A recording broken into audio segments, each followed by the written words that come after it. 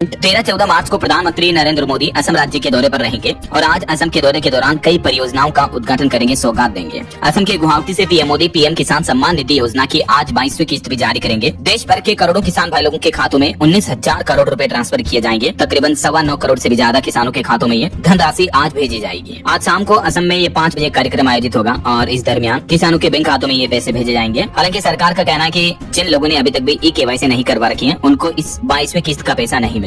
चलिए अगला अपडेट देखिए। मध्य प्रदेश सरकार भी आज लाडली बहनों के खातों में 34वीं किस्त भेजेगी। एमपी के ग्वालियर में आयोजित सम्मेलन से मुख्यमंत्री मोहन यादव प्रदेश की 1.25 करोड़ से भी ज्यादा महिलाओं के बैंक खातों में 1836 करोड़ रुपए की धनराशि ट्रांसफर करेंगे। इस योजना में पात्र महिलाओं को 1500 रुपए हर महीने दिए जाते हैं। और वहीं खबर देखिए, यूपी लखनऊ में बहुप्रतीक्षित ग्रीन कॉरिडोर फेज 2 का आज 13 मार्च को लोकार्पण होने जा रहा है। लखनऊ में गोमती किनारे बने ग्रीन कॉरिडोर का ये ड्रोन वीडियो भी आप देख सकते हैं। रक्षा मंत्री राजनाथ सिंह और मुख्यमंत्री योगी आदित्यनाथ आज इस ग्रीन कॉरिडोर का लोकार्पण करेंगे, जिससे 5 लाख से भी ज्यादा लोगों को ट्रैफिक जाम से राहत मिलेगी। और उत्तर प्रदेश लखनऊ में ग्रीन कॉरिडोर मार्ग के उद्घाटन को लेकर आज कई रूट पर ट्रैफिक डायवर्जन भी रहेगा। दोपहर 1 बजे बाद इन रास्तों पर वाहन आ जा नहीं सकेंगे। चलिए अगला अपडेट देखिए। अंतर्राष्ट्रीय योग दिवस आने वाला है और इसकी तैयारियां अभी से सरकार ने शुरू कर दी हैं और इसके लिए आज 13 मार्च को विज्ञान भवन में योग महोत्सव 2026 का आयोजन भी होगा। वहीं उत्तराखंड सरकार का प्लान है सशक्त महिला समृद्ध खेती की थीम पर उत्तराखंड के पंतनगर में आज 13 मार्च से किसान मेला का आयोजन होगा। मुख्यमंत्री पुष्कर सिंह धामी खुद इसका उद्घाटन करेंगे, जो कि 16 मार्च तक चलेगा। और खबर है बच्चों की सुरक्षा और डिजिटल एम्पावरमेंट के लिए 13 मार्च को महासंकल्प लीडरशिप डायलॉग का आयोजन होगा। तो ये तो आज के कुछ इवेंट रहेंगे और चलिए आगे बढ़ते हैं अपन खबरों में। तो सबसे पहले ईरान इजराइल अमेरिका युद्ध से जुड़ी कुछ बड़ी खबरें देख लेते हैं। देखिए, ईरान इजराइल जंग का आज 14वां दिन है। अब तक 1350 से ज्यादा नागरिकों की मौत हो चुकी है। मिडिल ईस्ट में जंग और तेज हुई और उधर तेहरान का भी पलटवार जारी है। हिजबुल्लाह ने भी इजराइल पर तकरीबन 150 मिसाइलें दागी। पिछले 24 घंटों में इजराइल में 179 लोग घायल हो गए। रिपोर्ट्स में ये भी बताया जा रहा है कि अब अमेरिका पर भी ईरानी हमले का खतरा बढ़ता जा रहा है, क्योंकि ईरान के नए सुप्रीम लीडर खुद बोले कि हम अमेरिकी बेस पर हमले जारी रखेंगे। सुप्रीम लीडर का पद संभालने के बाद मुज्तबा खामेनेई का ये पहला बयान देखने को मिला। उन्होंने कहा कि होर्मुज का रास्ता भी नहीं खुलेगा। ऐसे में देखा जाए तो पश्चिम एशिया संघर्ष की वजह से अमेरिका के राष्ट्रपति डोनाल्ड ट्रंप को भी भारी नुकसान पहुंच रहा है, क्योंकि यूएस में भी 17% तेल की कीमतें बढ़ चुकी हैं। अमेरिका के कई तेल टैंकरों पर भी ईरान ने हमले किए। 20 अरब डॉलर से भी ज्यादा की लागत का नुकसान अब तक अमेरिका को हो चुका है। हालांकि इन हालातों पर भी ट्रंप का कहना है कि तेल की कीमतें बढ़ना हमारे लिए तो अच्छा ही है, अमेरिका इससे बहुत पैसा कमा रहा है। उधर ईरान का कहना है कि होर्मुज का रास्ता नहीं खुलेगा। और इन युद्ध के हालातों के बीच एक बड़ी खबर देखिए। हमारे देश के प्रधानमंत्री नरेंद्र मोदी ने खुद ईरान के राष्ट्रपति से फोन पर बातचीत की। मिडिल ईस्ट में बढ़ते तनाव पर चिंता जताई और ईरान में जो भारतीय नागरिक हैं उनकी सुरक्षा पर भी चर्चा की। पीएम मोदी ने देर रात ईरान के राष्ट्रपति डॉक्टर मसूद पज़ेश्कियान से फोन पर बातचीत की और इस दरमियान मिडिल ईस्ट तनाव के हालातों पर भी चर्चा की। पीएम मोदी ने क्षेत्र में बढ़ते तनाव और नागरिकों की मौत और सिविल इंफ्रास्ट्रक्चर को हुए नुकसान पर भी गहरी चिंता जताई। ऑफिशियल डेटा के मुताबिक अब तक ईरान इजराइल अमेरिका इन जंग में सभी जगहों पर 1878 मौतें हो चुकी हैं। और इन युद्ध के हालातों के बीच हमारे देश में भी एलपीजी गैस सिलेंडर का भारी संकट देखने को मिल रहा है। देखिए, बड़ी चौंकाने वाली रिपोर्ट आ रही है कि गैस सिलेंडर की ब्लैक मार्केटिंग हो रही है। 900 वाला सिलेंडर 1800 रुपए में मिल रहा है। कॉमर्शियल सिलेंडर के तो 4-4 हजार रुपए तक वसूले जा रहे हैं। और इस बीच केंद्र सरकार ने कुछ नए नियम भी लागू कर दिए हैं। देखिए, गाँव में अब 25 नहीं बल्कि 45 दिन बाद बुक होगा गैस सिलेंडर। संकट के बीच गैस कंपनियों ने भी ये बड़ा फैसला लिया है। यानी ग्रामीण क्षेत्रों में गैस सिलेंडर की जो उपयोगिता है वो कम रहती है, इसलिए गाँव में अब 45 दिन बाद ही एक सिलेंडर लेने के बाद दूसरा सिलेंडर आप बुक कर पाएंगे ऐसा। जबकि शहरी एरिया में कम से कम 25 दिन बाद आपको दूसरा गैस सिलेंडर मिल पाएगा। हालांकि इतने क्राइसिस के बावजूद भी सरकार का यही बयान देखने को मिल रहा कि रसोई गैस की कोई कमी नहीं है। 2.5 दिन में एलपीजी की डिलीवरी होगी। बुकिंग के बाद केंद्र सरकार ने राज्यों के लिए भी स्पेशल प्लान बनाया। तो ऐसे में एलपीजी गैस सिलेंडर की सप्लाई में कमी के बीच सरकार ने होटल रेस्टोरेंट इन उद्योगों को केरोसिन और कोयले के इस्तेमाल की अनुमति दे दी है। यानी होटल रेस्टोरेंट खाना बनाने के लिए कोयले और लकड़ी की भट्टी का इस्तेमाल कर पाएंगे। और सरकार ने एक और बड़ा फैसला लिया,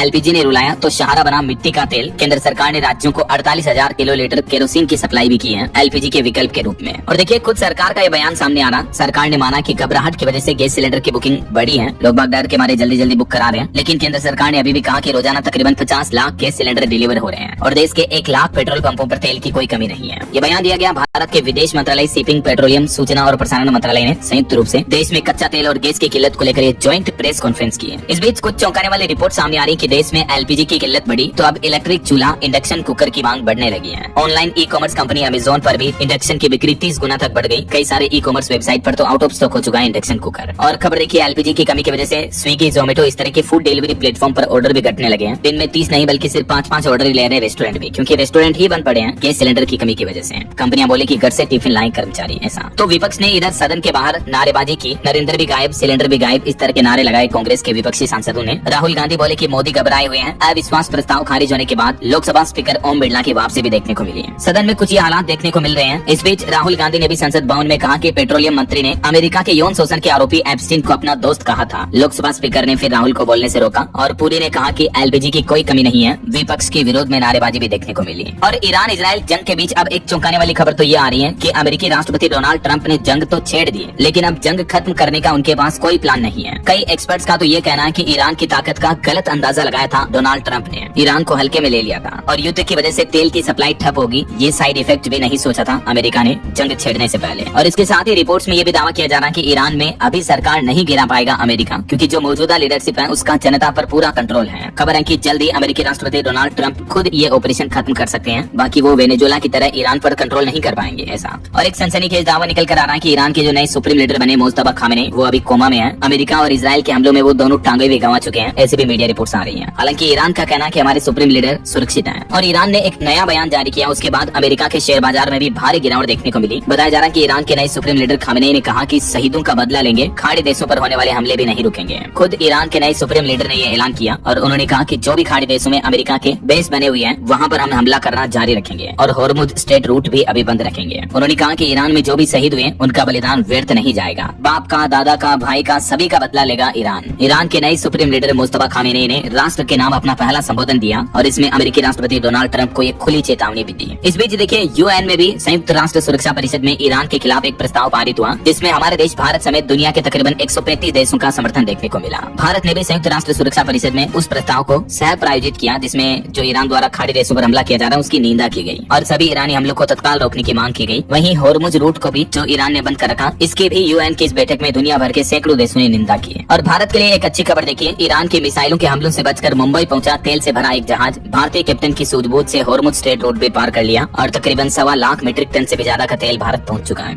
ये जहाज की तस्वीरें भी आप देख सकते हैं। हालांकि होर्मुज रूट बंद मामले पर तो अब अमेरिका ने खुद ही हार स्वीकार कर ली। अमेरिका के मंत्री बोले कि जंग के बीच हम इस रूट पर तेल टैंकरों की निगरानी नहीं कर सकते हैं। तो कहीं न कहीं देखा जाए तो पश्चिम एशिया में जंग छोड़ने के बाद अब अमेरिका कई मौकों पर पीछे हटता दिख रहा है और युद्ध की शुरुआत तो अमेरिका ने कर दी है, लेकिन अब इसका खामियाजा दुनिया भर के कई देशों को भुगतना पड़ रहा है और उसके लिए अमेरिका जिम्मेदारी नहीं ले रहा है। देखिए जरा, आप खुद अमेरिका के ऊर्जा मंत्री का ये बयान सामने आ रहा है। तो ये तो युद्ध के हालात चल रहे हैं और चलिए आगे बढ़ते हैं अपन खबरों में। देखिए अगली खबर, सरकार ने आंकड़े जारी करते हुए बताया कि देश में सेंट्रल फोर्स में 93,000 पद खाली है, जिसमें सबसे ज्यादा सीआरपीएफ में 27,000 पद खाली पड़े हैं। खुद सरकार ने संसद में ये डेटा जारी किया और बताया कि पिछले 5 साल में सीएपीएफ के इस्तीफे 86% तक बढ़े हैं। और वहीं ओबीसी क्रीमीलेयर आरक्षण मामले पर देखिए सुप्रीम कोर्ट ने बड़ा फैसला सुनाया। सुप्रीम कोर्ट ने कहा कि पेरेंट्स की सैलरी ओबीसी क्रीमीलेयर का आधार नहीं हो सकती है। सिविल सेवा पास करने वाले कैंडिडेट्स को राहत दी। जिन स्टूडेंट्स को सिविल सेवा परीक्षा पास करने के बावजूद सरकार ने नौकरी नहीं दी थी, क्योंकि सरकार ने उनके माता पिता की सैलरी को आधार मानकर उन्हें क्रीमीलेयर की श्रेणी में डाल दिया था। तो कोर्ट ने ये साफ कर दिया कि सरकार ने कैंडिडेट्स को आरक्षण से बाहर करने के लिए गलत पैमाना अपनाया है। सुप्रीम कोर्ट ने क्लियरली कह दिया कि ओबीसी आरक्षण में क्रीमीलेयर का फैसला केवल माता पिता की आय के आधार पर नहीं किया जा सकता है और न ही किसी कैंडिडेट की आय के आधार पर यह तय किया जा सकेगा कि वह क्रीमीलेयर में आता है या नॉन क्रीमीलेयर में आता है। और ओबीसी आरक्षण में क्रीमीलेयर तय करने के लिए अकेले पेरेंट्स की सैलरी को ही आधार नहीं माना जा सकता है। सुप्रीम कोर्ट ने ये क्लियरली नोटिस जारी किया केंद्र सरकार को कि केवल इनकम के आधार पर ये क्रीमीलेयर का दर्जा नहीं दिया जा सकता है।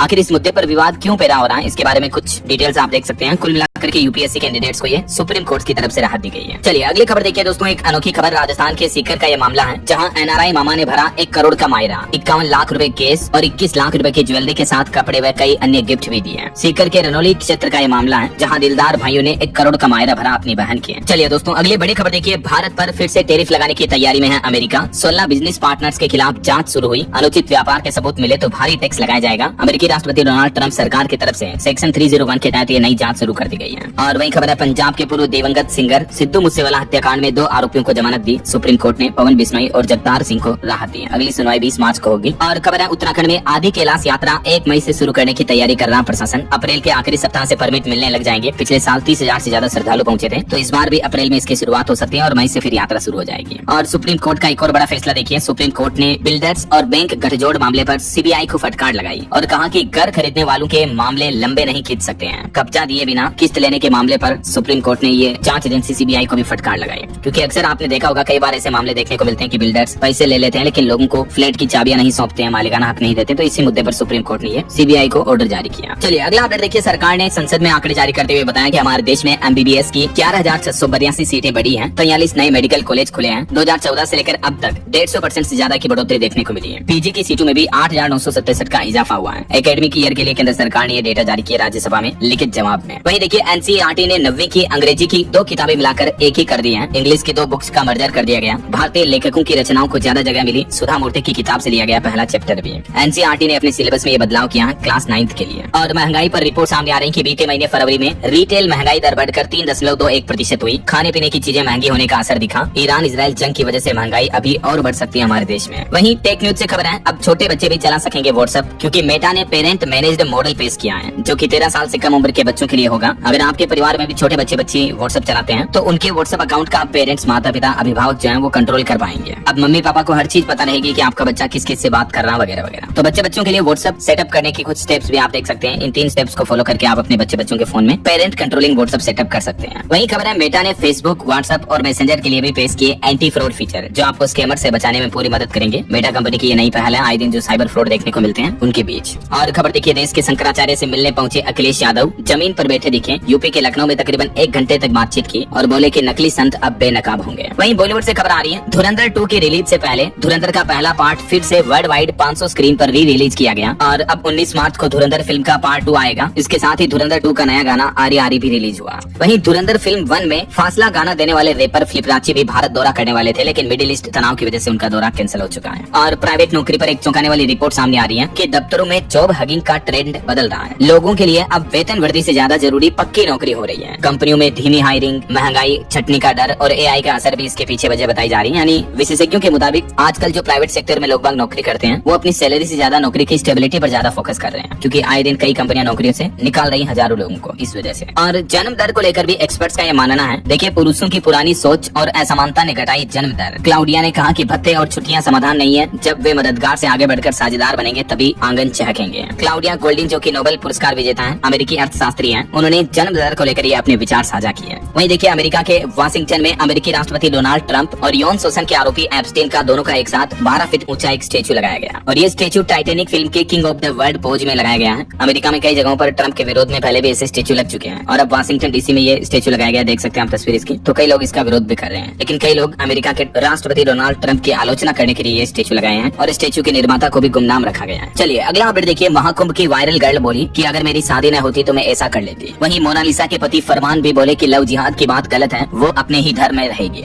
हालांकि इस शादी से उनके पिता खुश नहीं है। मोनालिसा के पिता बोले कि मेरी आंखों के सामने मेरी बेटी को छीन ले गए। हताश होकर केरल से लौटे मोनालिसा के पापा एयरपोर्ट पर मची अफरा तफरी का भी खुलासा किया। वहीं फरमान और मोनालिसा की शादी से इधर हिंदू रक्षा दल भी भड़क गए। उन्होंने कहा कि हम मोनालिसा की फिल्म को रिलीज नहीं होने देंगे। मोनालिसा की अपकमिंग फिल्म मणिपुर फाइल्स के सलाहकार और उनके दोस्त मुकेश पाल ने इस रिश्ते को लेकर कई खुलासे किए। उन्होंने कहा कि फरमान अच्छा लड़का नहीं है, उसने माइंड वॉश किया। चलिए अगला अपडेट देखिए दोस्तों। 1 अप्रैल से एटीएम से कैश निकालना मुश्किल होगा। पंजाब नेशनल बैंक पीएनबी ने विड्रॉ लिमिट घटा दी है। सभी तरह के एटीएम पर इस विड्रॉ लिमिट को घटाकर 50% कर दिया है। यानी अब 24 घंटे में 1 लाख रुपए विड्रॉल वाले एटीएम से आप 50,000 ही निकाल पाएंगे और 1.5 लाख लिमिट वाले एटीएम से सिर्फ 75,000 रुपए ही निकाल पाएंगे। और स्विगी ने मिलकर एचडीएफसी बैंक के साथ 2 नए क्रेडिट कार्ड भी लॉन्च किए हैं, जिससे आपको स्विगी के ऑर्डर पर डिस्काउंट, रिवार्ड पॉइंट वगैरह मिलेंगे। और अगला अपडेट आ रहा, ईरान इजराइल युद्ध की वजह से कच्चे माल की कीमतों में 30% तक का उछाल आया। इस वजह से भारत में दवाओं के दाम में भी तेजी से बढ़ने की आशंका है। मेडिसिन, दवाइयां वगैरह महंगी हो सकती हैं। वहीं खबर है, पश्चिम बंगाल में चुनाव से पहले प्रधानमंत्री नरेंद्र मोदी बंगाल को देंगे 18,680 करोड़ रुपए की सौगात। बंगाल विधानसभा चुनाव से पहले 14 मार्च को पीएम मोदी हजारों करोड़ की कई नई परियोजनाओं का उद्घाटन और शिलान्यास करेंगे। और रेल यात्रियों के लिए जरूरी खबर देखिए, सुपर फास्ट से मेल एक्सप्रेस बनी कई सारी ट्रेनें। रेलवे की तरफ से इन ट्रेनों के नंबर की सूची भी जारी की गई है। इस रूट पर चलने वाली कई सारी ट्रेनों के सिस्टम में ये बदलाव किया गया है। देख सकते हैं आप ज्यादा डिटेल्स भी। और खबर है, छात्राओं को अब विशेष छात्रवृत्ति मिलेगी। मंत्री व विधायक को आईएएस और आईपीएस जैसी स्वास्थ्य सुविधाएं मिलेगी। झारखंड सरकार ने अपनी कैबिनेट बैठक में 40 ऐसे प्रस्तावों को मंजूरी दी है। झारखंड की राजधानी रांची में मुख्यमंत्री हेमंत सोरेन की अध्यक्षता में एक कैबिनेट बैठक हुई, जिसमें कई प्रस्तावों पर मुहर लगी है। और खबर है, हरियाणा राज्यसभा चुनाव से पहले भी अपने विधायकों की बाड़ेबंदी करेगी हरियाणा कांग्रेस। 13 तारीख को आज चंडीगढ़ में लंच होगा, हिमाचल में होगा खास डिनर। मुख्यमंत्री सुखविंदर सिंह सुक्खू ने भी सहमति दी है। और देखिए, उत्तर प्रदेश में गैस और पेट्रोल डीजल की आपूर्ति या कालाबाजारी की शिकायतों के लिए योगी सरकार ने हेल्पलाइन नंबर जारी किया। अगर कोई ब्लैक में इस तरह की चीजों की कालाबाजारी करता है तो तुरंत आप इस नंबर पर शिकायत दर्ज करा सकते हैं। ये अलग अलग एरिया वाइज भी हेल्पलाइन नंबर जारी किए गए हैं। और टेक न्यूज से खबर आ रही है,